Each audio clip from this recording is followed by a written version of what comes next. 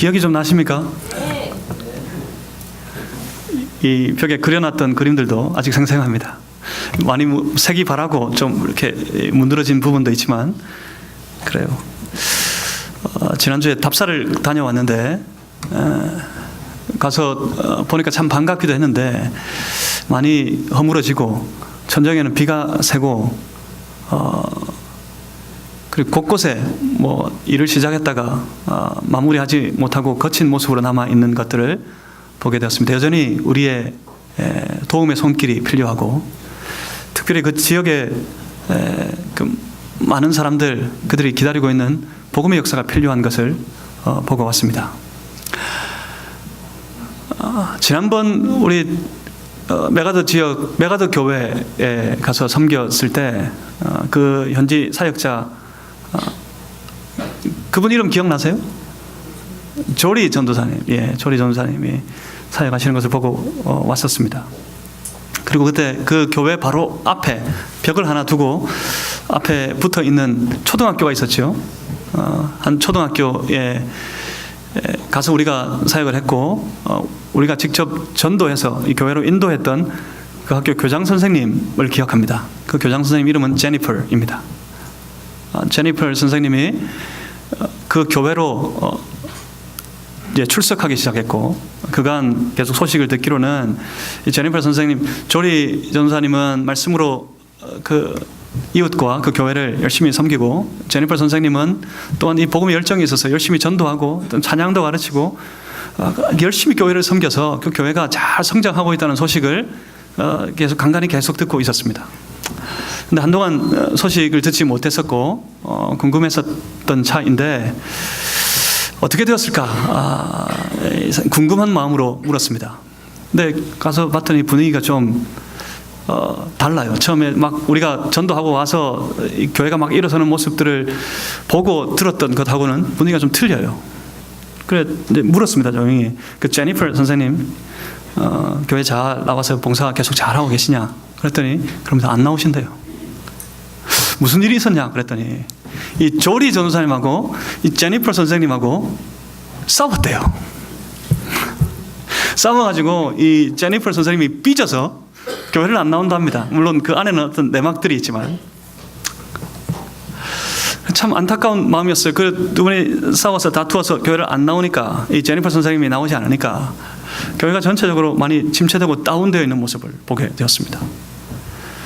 이 제니퍼 선생님은 복음에 아주 뜨거운 열심이 있어요. 열정이 있어요.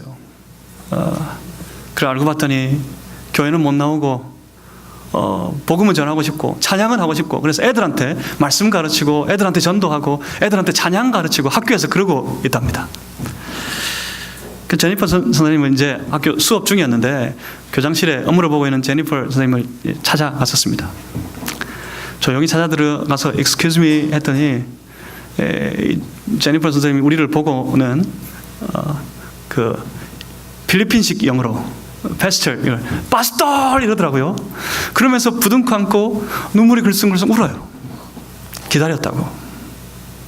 이 복음 안에서 마음이 답답한 마음으로 우리를 기다렸습니다.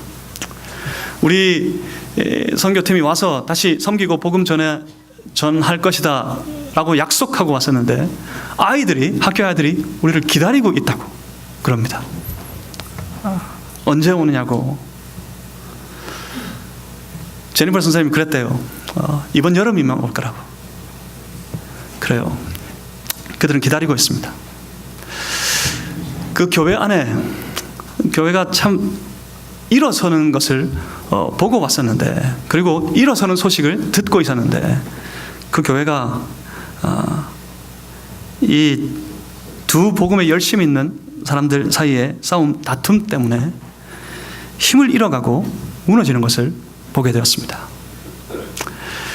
그렇습니다. 어디에서든 그렇습니다. 이 싸움의 영, 다툼의 영은 교회를 연약하게 하고 무너뜨리게 합니다.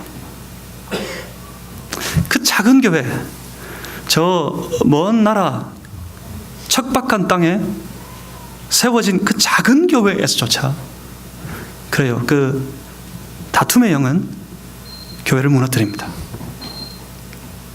우리가 함께 나누고 있는 고린도전서 배경인 고린도 교회, 그 고린도 교회도 이 다툼의 영으로 무너지고 있었어요. 사도 바울이 이 고린도전서를, 이 고린도 교회를 향해 원하는 이 서신을 기록할 수밖에 없었던 이유가 바로 그것 때문이었습니다. 그리고 이 땅의 온 교회들이 지체와 지체가 다투는 그 다툼으로 인하여서 연약하여지고 무너지는 것을 보게 됩니다. 성도는 이 다툼의 영과 스스로 싸우는 사람들입니다. 자신의 내면에 일어나는 이 싸움의 영, 다툼의 영과 부딪혀 싸워 이겨야 하는 사람들입니다. 성도는 그런 특징이 있어요. 그 내면에서 스스로 일어나는 모든 생각과 모든 기질을 절제하고 싸우고 이기는 그런 특징을 가진 사람들입니다. 오늘 본문에서 이 모든 것들이 등장합니다. 왜 그럴까요? 어떻게 그럴 수 있을까요? 우리 스스로는 못 이깁니다. 여러분, 밖에서 세상 속에 살 때 아닌 척하지만, 다 안 그런 척하지만 열심히들 이렇게 화도 잘 내고 싸우기도 잘하고 그러시죠?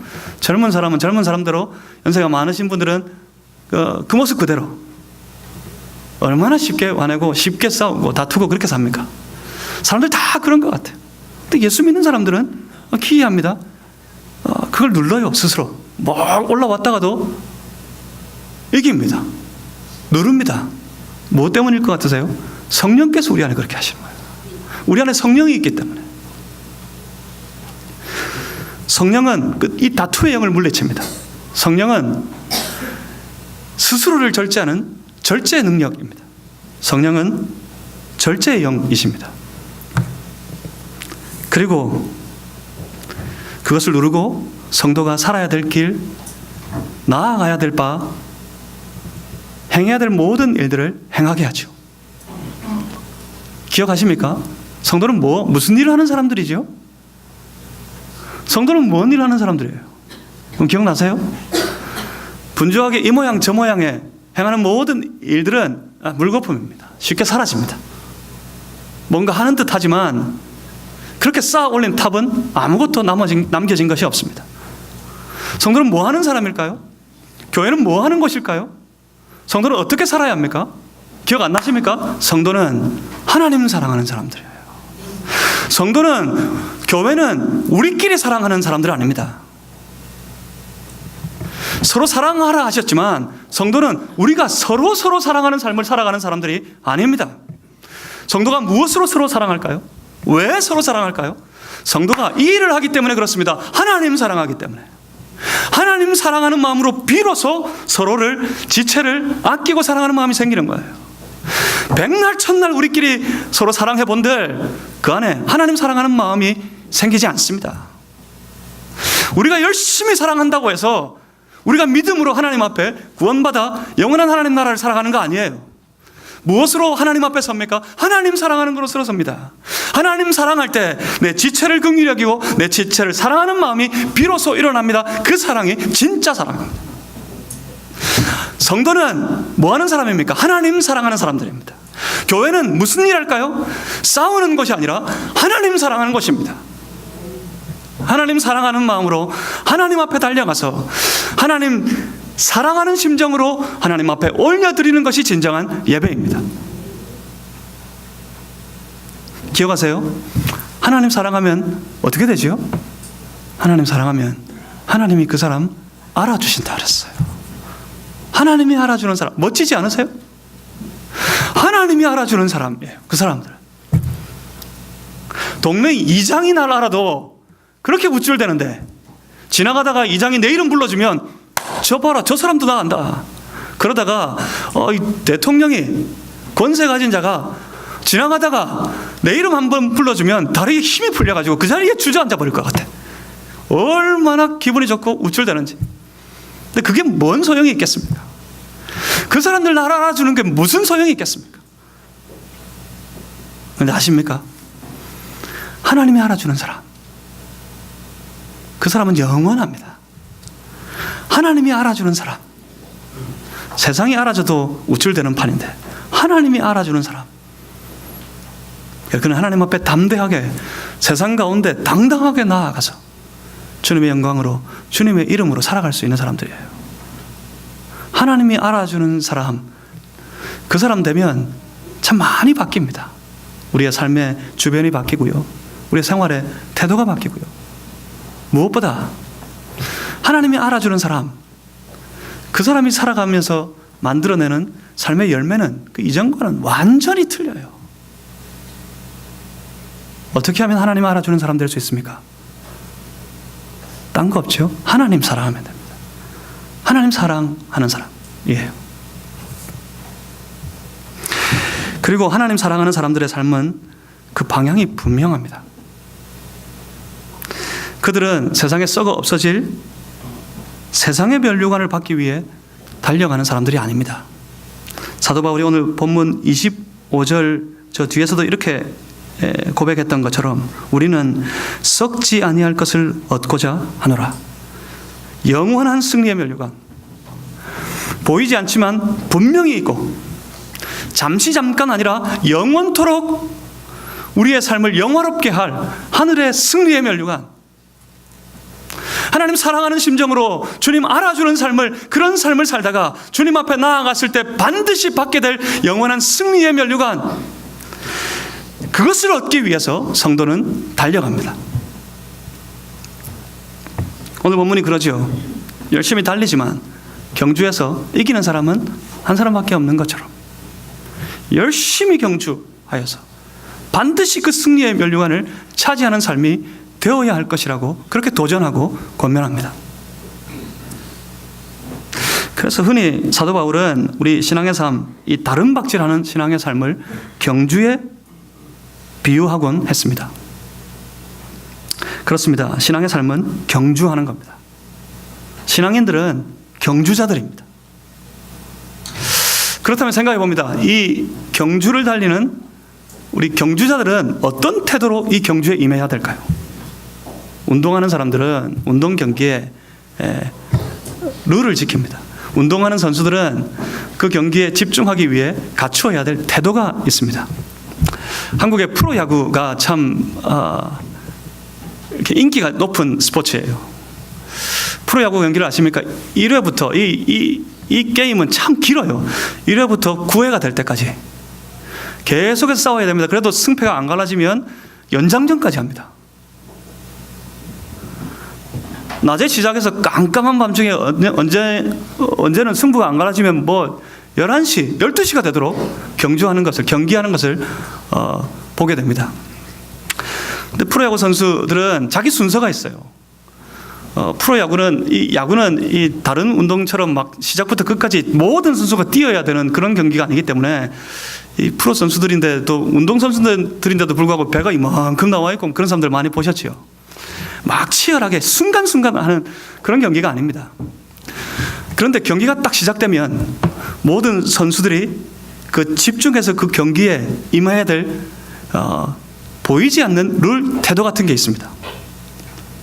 이제 1번 타자가 빠따를 들고 나와서 치려고 할 때 저 뒤에 7번, 8번, 9번 선수들은 한참을 기다려야 돼요. 한참을. 근데 한참 기다릴 때 뭐 할까요? 앉아서 뒤에 떡하우스에 앉아가지고 그때 내 순서는 멀었으니까 핸드폰 딱 펴가지고 카톡 확인하고 문자 뭐 왔는지 확인하고 오늘 무슨 일이 있지 기사도 확인하고 막 그러고 있다가 감독이 보거나 다른 코치들이 보거나 또 요즘에는 카메라가 경기 내내 돌아요. 카메라가 딱 돌다가 중계방송하는 카메라가 그 모습을 딱 비추잖아요. 그러면 바로 프로야구협회에 그대로 보고 됩니다. 그럼 어떻게 될까요? 징계를 내려요. 그 사람 징계, 경기에 못 나오게 하든지 벌금을 내든지 징계를 내립니다. 기사에 대대적으로 기사화돼요. 세상에 프로야구 선수가 경기 중에 핸드폰 보고 있더라.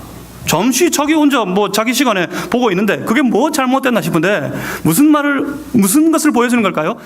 경기가 임하면 운동선수는 반드시 그 경기를 위해 갖춰야 될 태도가 있다는 거예요. 다른데 산만하게 생각을 분산시켜서는 이길 수 없다는 거예요. 그 경기에만 집중해야 된다는 거예요. 예배 때 그러면 어떡해요? 예배 때 딱 카메라가, 우리 하늘의 카메라가 싹 이렇게 딱 비추다가 딱 걸리면 다 핸드폰 보고 카톡하고 성경 보는 척 하면서 딱 문자 확인하고 기사 확인하고 딱 비춰가지고 하나님만 딱 보고 되면 그럼 어떻게 될까요? 그래요. 운동선수에게도 그 경기에 임하는 태도가 요구되듯이 복음 가지고 하나님 사랑하는 마음으로 하늘의 상급을 얻기 위해 달려가는 경주자 된 우리 성도들에게도 그 경기에 임하는 태도가 있습니다. 오늘 본문이 이 신앙의 경주자들의 삶의 태도를 보여주는 그런 말씀입니다. 그 경주는 무엇으로 임하는 경주입니까? 그 경주는 다름 아닙니다. 복음을 나타내고 복음을 전하는 그 삶을 하나님 앞에 드리는 경주입니다. 복음을 전하는 소위 전도 중심의 삶, 그리고 선교적인 삶, 그 삶을 의미합니다. 여기서 선교는 해외 선교, 필리핀 까모트스 메가드 교회 가서 선교된다. 이때의 선교를 의미하는 것이 아닙니다. 복음을 전하고 나타내는, 복음을 전하는 의미에서의 선교입니다. 선교적인 삶, 그것이 우리 성도들의 삶의 경주입니다. 그러니까 우리 성도들의 삶의 태도는 선교적인 삶으로 나타나야 한다는 겁니다. 먼저 우리가 복음을 받은 이유가 바로 그것 때문입니다. 복음이라는 이 짧은 단어를 다르게 표현하면 하나님 나라의 운동입니다. 복음은 정체된 물질이 아닙니다. 여러분, 복음 받으셨어요? 복음을 받으셨으면 어디에 넣어두셨습니까? 선물 받으면 넣어두는 데가 있죠. 선물로 이 황금 두꺼비 딱 받으면 어디에 넣어둡니까? 옛날 사람들은 어디에요? 장롱 제일 구석에 넣어뒀잖아요, 옛날에. 그 도둑들이 들어오면 항상 뭘 뒤져요? 장롱을 뒤졌어, 장롱을.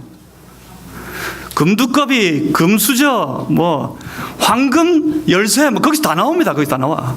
장롱 바닥에 현금 쫙 깔아놓고, 옛날에 숨겨놓을 데가 없어서 그랬던가 봐. 선물을 받으면 그렇게 넣어두는 곳이 있었습니다. 여러분, 복음 받아서 어디에 넣어두셨어요? 복음은 눈에 보이는 증표가 아닙니다. 여러분, 복음 꺼내어 보실 수 있습니까? 복음은 이렇게 넣어두는 것이 아닙니다. 복음은 운동입니다.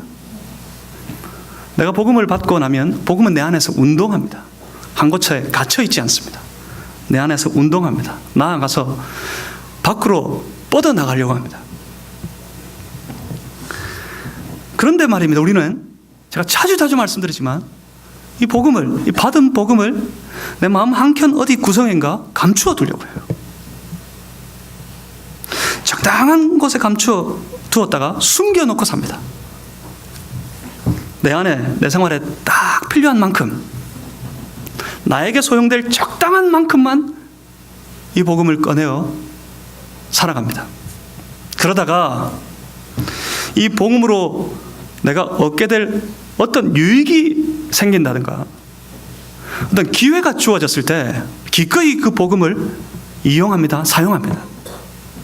내가 복음을 위해 이만큼 했으니 하나님도 나를 위해 이 정도는 해주셔야 되지 않느냐, 이 정도는 해주실 수 있지 않을까 생각합니다. 자녀 합격, 사업 성공, 건강 회복, 이 정도는 해줘야지, 이 정도는 해주셔야지, 뭔가 수지타산이 맞는 거 아닌가, 그렇게 생각하면서 하나님 앞에 생떼를 쓸 때가 많습니다.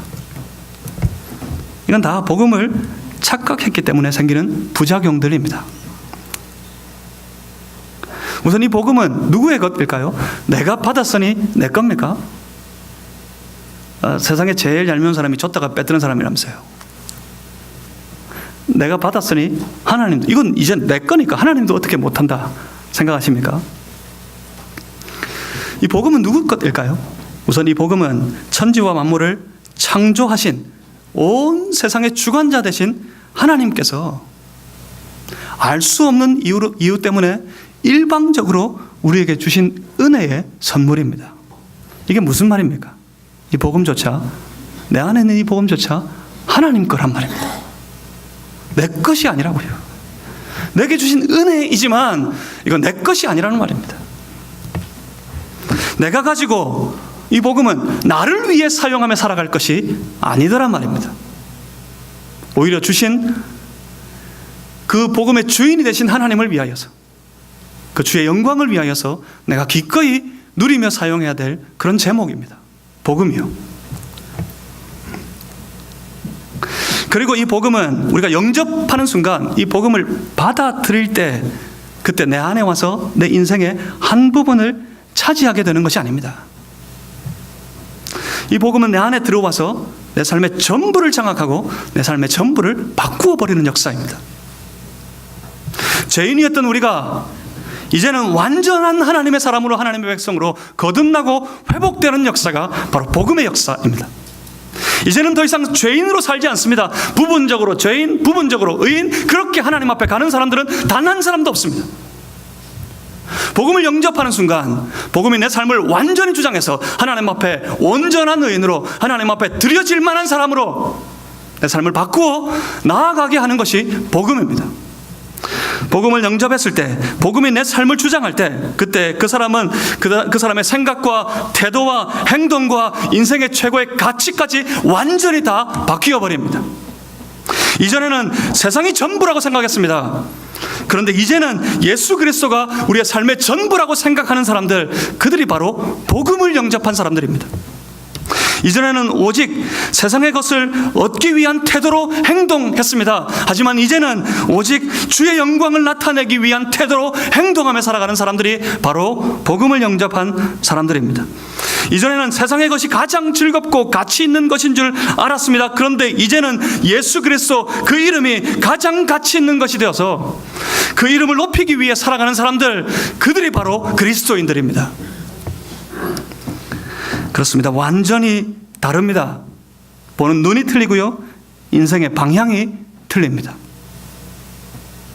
그리고 그 복음은, 우리 안에 임한 그 복음은 그 사람 안에, 우리 안에 머물러 있지 않습니다. 그 복음은 그 사람을 통해, 우리를 통해 역사하고 난 이후에 나타나기를 원합니다. 뻗어나가기를 원하는 성질이 있어요, 이 복음에는.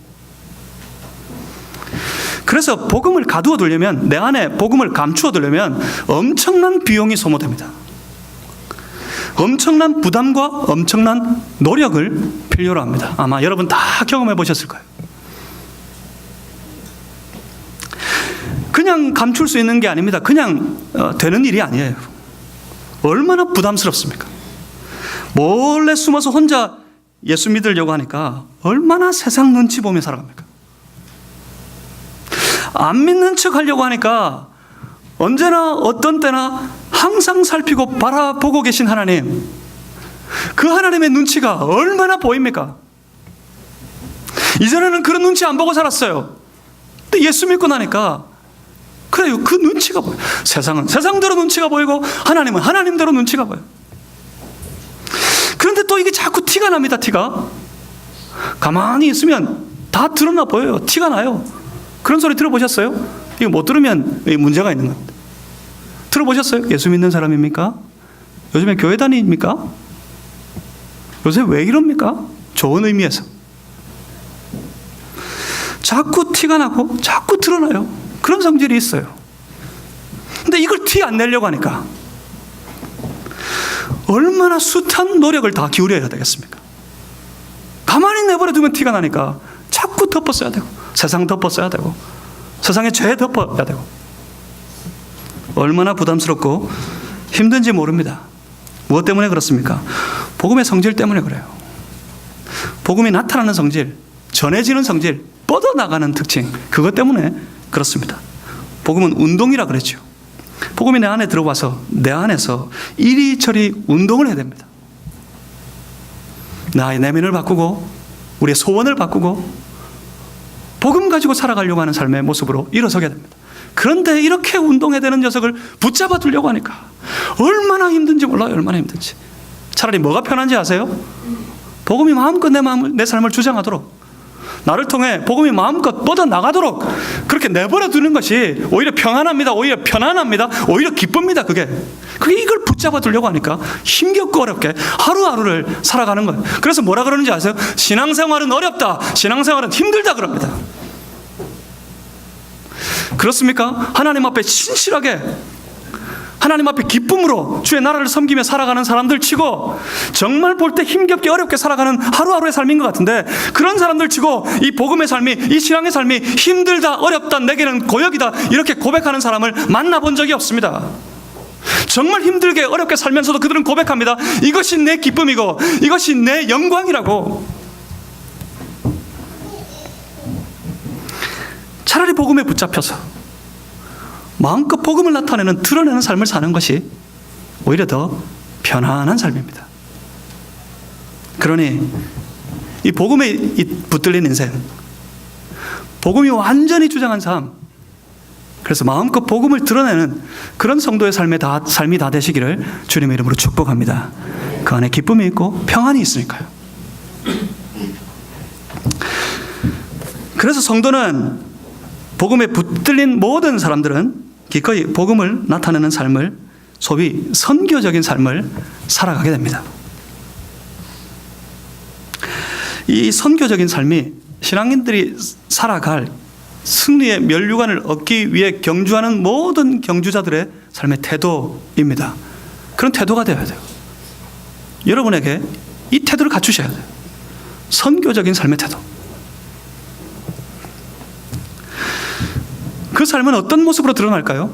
오늘 본문이 우리에게, 오늘 본문에서 사도 바울이 우리에게 그것을 가르쳐 줍니다. 본문 19절에 이렇게 말씀합니다. 내가 모든 사람에게서 자유로우나 스스로 모든 사람에게 종이 된 것은 더 많은 사람을 얻고자 함이라. 이하의 말씀에 다 이르기까지. 사도 바울은 이 말씀을 통해서 정말 자기가 종의 신분으로 전락해버렸다, 그렇게 고백하는 것이 아닙니다. 사도 바울이 세상적인 종이 된 적, 노예가 된 적이 없습니다. 그리고 계속해서 고백하는 말처럼 어떤 때는 유대인처럼, 어떤 경우에는 율법 없는 자처럼, 어떤 경우에는 율법 아래 있는 사람처럼, 때로는 약한 자처럼, 어떤 때는 강한 자처럼 행동했던 것. 이 고백은 사도 바울이 이럴 때는 이런 모양으로 저럴 때는 저런 모습으로 조변석게 하고, 언제나 자기 모습을 변장하고 감추어가면서 바꾸어가면서 카멜레온처럼 살았던 인생이었다, 그렇게 말씀하는 그런 말씀이 아닙니다. 무슨 말씀입니까? 이 본문에서 뭐가 중요한 부분일까요? 유대인들에게 내가 유대인과 같이 된 것은 유대인들을 얻고자 함이요 할 때, 이 본문에서 중요한 말은 내가 유대인들에게 유대인같이 되었다 하는 부분이 아닙니다. 이 본문의 강조점은 어디에 있는 걸까요? 그것은 오히려 내가 유대인같이 된 그 이유입니다. 왜 유대인같이 되었을까요? 그 이유가 무엇 때문이었을까요? 여기서 중요한 건 그 이유입니다. 그 목적입니다. 내가 유대인같이 된 것은 무엇 때문이라고요? 왜냐하면 유대인들을 얻고자 하며. 여기에 강조점이 있습니다. 내가 율법 아래 있지 아니하나 율법 아래 있는 자같이 된 것은 무엇 때문이라고요? 율법 아래 있는 자들을 얻고자 하며. 그렇습니다. 이것이 사도 바울의 삶의 목적이었고 목표였습니다. 그들을 얻고자, 그들을 살리려고, 아무쪼록 그들 가운데 몇 사람이라도 주께로 돌아와 이 생명, 내 안에 있는 이 생명 함께 나누기 위해서. 그는 때로는 유대인같이, 때로는 율법 아래에 있는 사람처럼, 때로는 율법 없는 자와 같이 그렇게 경주하며 살았다 고백합니다. 그러니까 본문은 성도의 선교적인 삶의 전형적인 모습을 보여주는 그런 말씀입니다. 성도가 어떻게 살아야 될까? 그걸 말씀하고 있는 거라고요. 우리의 삶의 지향점, 우리의 삶의 방향을 정확하게 지적합니다. 우리가 세상 속에 삽니다. 세상 속에 들어가서 세상 사람들과 함께 섞여 살면서 세상 사람들과 같은 일을 하고 세상 사람들과 함께 같은 것을 나누어 먹지만, 그 이유는 세상 사람들처럼 되기 위해서 그러는 것이 아니에요. 세상 가운데 있지만 세상 사람으로 나타나기 위해서 그렇게 사는 것이 아닙니다. 세상에 수없는 그리스도인들이 있고 수많은 교회들이 세워졌지만, 그럼에도 불구하고 이 땅 가운데, 이 민족 가운데 복음의 흔적이 보이지 않는 이유가 성도가 이것을 잃어버렸기 때문에 그래요. 자기가 살아가는 현장에서 세상 사람들과 똑같아지려고 합니다. 그들처럼 살려고 합니다. 그들이 얻는 것을 똑같이 소원하며 삽니다. 그것 바라보고 살아갑니다. 그렇기 때문에 넘어졌어요. 쓰러졌어요. 흔적이 보이지 않습니다. 복음의 흔적이.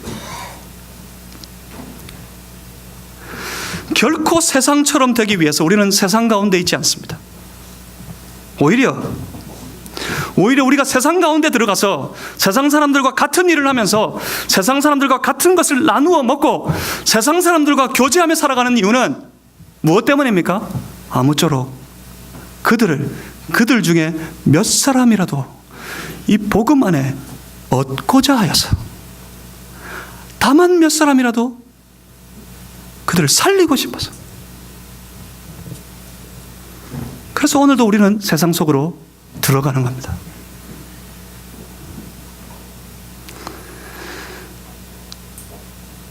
여러분, 믿으셔야 합니다.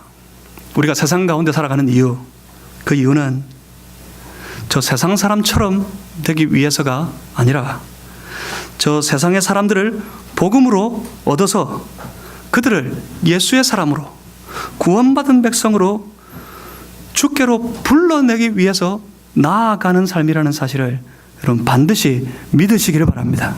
이것이 신앙이라는 사실을 믿으셔야 합니다.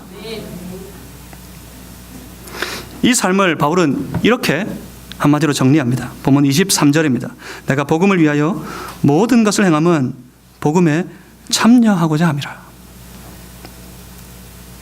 바울이 먼저 고백했습니다. 복음을 위하여 모든 것을 행한다고요. 이때 이 모든이 의미하는 바가 뭘까요? 삶의 일부분, 내 안에 있는 조금의 여유만 복음을 위해서 드리고 바친다는 말과는 틀린 겁니다. 이 모든의 영역은 어떤 것일까요? 이 모든은 우리의 삶의 전부를 포함한 말이에요. 내 모든 삶의 영역에서, 내 모든 삶의 자리에서, 먹고 마시고 놀고 일할 때 모든 삶의 자리에서, 누구를 만나든지 어떤 일을 행하든지 간에 모든 삶의 현장에서, 그곳에서 복음을 위하여 살아야 한다는 말입니다. 복음은 내 삶의 총체적인 부분을 요구합니다. 내 삶의 전부를 요구합니다. 먹고 마시고 놀 때도 복음을 위해서 해야 돼요. 일할 때 일하는 모습이 복음을 드러내는 모습이어야 돼요. 열심히 공부할 때 그 모습이 복음을 나타내는 모습이어야 돼요. 삶의 총체적인 구면이 복음을 위한 삶이어야 합니다. 무엇 때문에요? 이것이 선교적인 삶입니다. 내 모든 삶의 현장에서 우리 주 예수 그리스도의 이름을 드러내는 삶, 살아계신 하나님의 모습을 나타내는 삶, 그 삶을 사는 것이 선교적인 삶이에요. 뭐 때문에 그렇게 합니까? 바울은 왜 그랬을까요? 삶의 모든 현장에서 복음을 위해 살았다고, 복음에 참여하는 사람이 되고 싶었다고 그렇게 고백하는 이유가 무엇 때문이었을까요? 그 이유는 22절 마지막을 보면 나옵니다. 아무쪼록 몇 사람이라도 구원하고자 하여서, 복음을 통해서 사람 살리고 싶어서, 복음을 통해서 다만 몇 사람만이라도 살리고 싶어서 그는 그렇게 살았다고 고백합니다. 왜 이렇게 말하는 걸까요? 바울이 왜 이렇게 말하고 있는 걸까요? 그건 고린도 교회 상황 때문에 그렇습니다. 고린도 교회의 문제가 뭐였습니까? 바울파, 아볼로파, 게바파, 그리스도파 나누어져 가지고 서로 분쟁하고 다투고 싸우느라고 교회가 모든 영적으로 무너지고 육체적인 삶의 질서가 다 무너져 버린 그런 상태였기 때문에, 그 안에 사람들이 죽어나가고 있었기 때문에 사도 바울이 그 고린도 교회 성도들을 향해 그 상황 때문에 이렇게 선포합니다. 아무쪼록 몇 사람이라도 얻고자 하여서, 다만 몇 사람만이라도 어떻게 해서든지 살리는 삶을 살고 싶어서 내가 이렇게 평생을, 내 모든 삶을 복음을 위하여 살았다. 그렇게 고백하고 있는 겁니다. 메가더 교회를 보고 왔습니다. 그 교회가 다툼의 영에 붙잡혀 있어요. 그래서 복음이 갇혔어요. 우리의 해야 될 일이 분명하고 선명하게 보였습니다. 그래서 영적으로 주의 복음을 선포하면서 그 땅을, 그 교회를 짓누르고 있는 그 권세를 무너뜨려야 돼요. 그리고 그들이 기다리고 있습니다. 어린 아이에서부터 그 동네 모든 어른 사람들에 이르기까지 우리가 와서 이 복음 전해주기를 기다리고 있습니다. 다툼의 영은 교회를 깨트립니다. 고린도 교회가 무너지고 있었던 그 모습처럼 말입니다. 다툼의 영은 공동체를 무너뜨립니다. 성도는 그런데 스스로 이 다툼의 영과 싸우는 사람들입니다. 내 안에 있는 이 기질과 싸우는 사람들입니다. 가만히 내버려두면 그냥 막 나타나요. 그냥 막 드러나요. 여기저기서 욕하고 싸우고 삶의 모든 현장에서 우리 그렇게 살아요. 성령이 내 안에 역사하시도록 나를 내어드릴 때 성령은 날 붙잡습니다. 선교적인 삶을 살기 위해서 성령은 내 안에 내 모든 삶을 절제하도록 역사합니다.